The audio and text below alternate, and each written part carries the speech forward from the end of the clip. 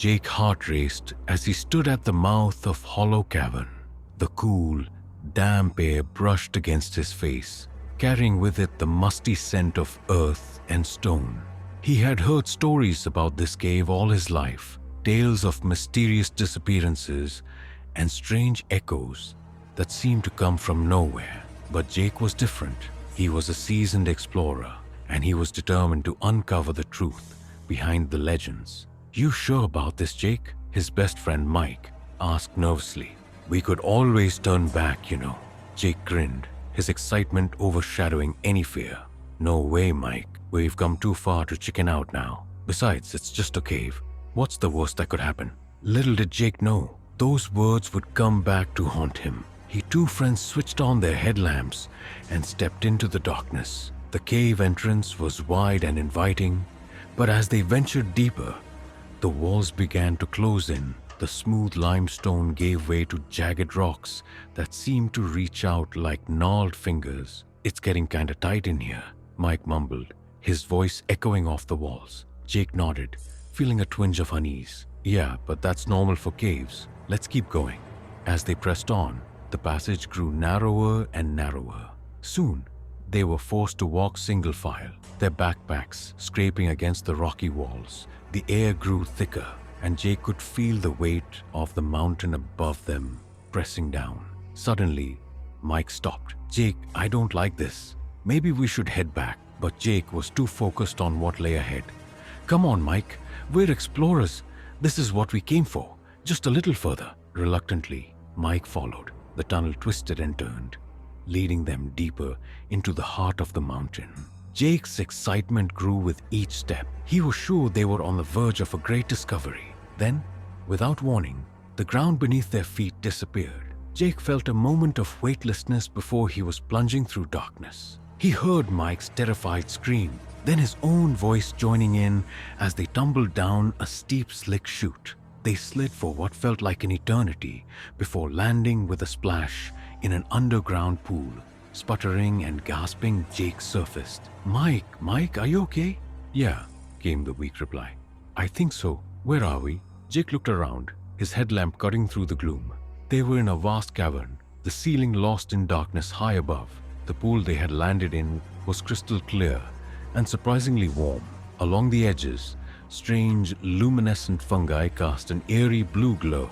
"I don't know," Jake admitted, "but isn't it amazing?" They swam to the edge and pulled themselves out, their clothes dripping. As Jake's eyes adjusted to the dim light, he noticed something odd. There were markings on the cavern walls, not just natural formations, but what looked like carvings. "Mike, look at this," Jake said, moving closer to inspect the wall.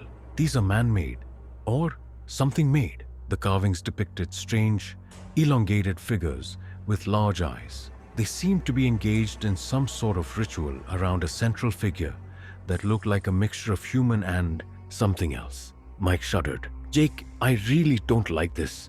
We need to find a way out." But Jake was transfixed. He ran his hand over the carvings, feeling the grooves beneath his fingers. As he did, a low humming filled the air. It started softly but grew steadily louder until it seemed to vibrate through their very bones. "What's happening?" Mike shouted over the noise. Before Jake could answer, the ground began to shake. Rocks fell from the ceiling, splashing into the pool. And then, to their horror, the carvings began to move. The figures on the walls seemed to peel away from the stone, their bodies stretching and twisting as they took on three-dimensional form. Their eyes glowed with the same blue light as the fungi, and their mouths opened in silent screams. Jake yelled, grabbing Mike's arm. They sprinted along the edge of the pool, looking desperately for an exit. The creatures from the wall gave chase, their movements fluid and unnaturally fast. Jake could hear their whispers in his head, speaking in a language he couldn't understand, but filled him with dread. Just when it seemed like the creatures would overtake them, Jake spotted an opening in the far wall. "There!" he shouted, pointing. They made a mad dash for the tunnel, the creatures hot on their heels. As they entered the passage, Jake risked a glance back. The sight nearly stopped his heart. The central figure from the carving had come to life too, its massive form filling the cavern. its eyes locked onto Jake, and in that moment, he felt as if all the secrets of the universe were laid bare before him, and the knowledge was too much for his human mind to bear.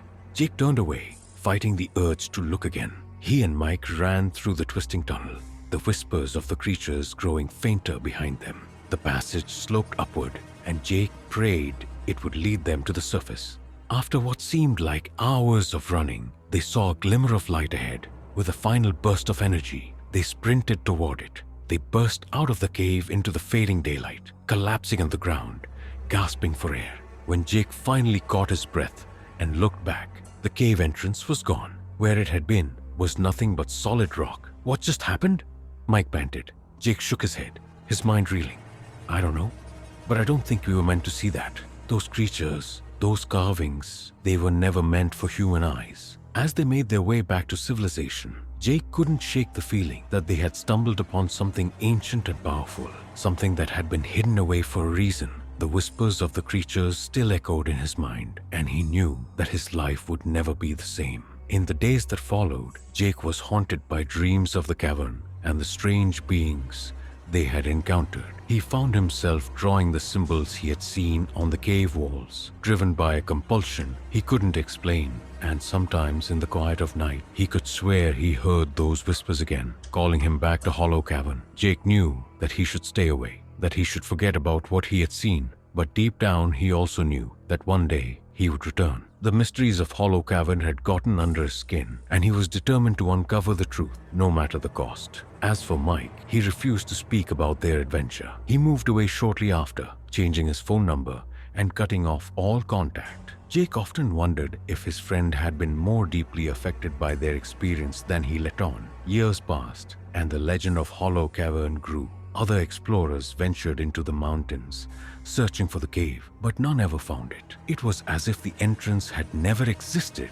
But Jake knew better. He kept his maps and his memories, waiting for the day when the cave would call to him again. And when it did, he would be ready to face whatever secrets lay hidden in the depths of Hollow Cavern. For now, though, he lived with the knowledge that there are things in this world beyond human understanding, things that lurk in the darkness, waiting to be discovered by those brave enough or foolish enough to seek them out.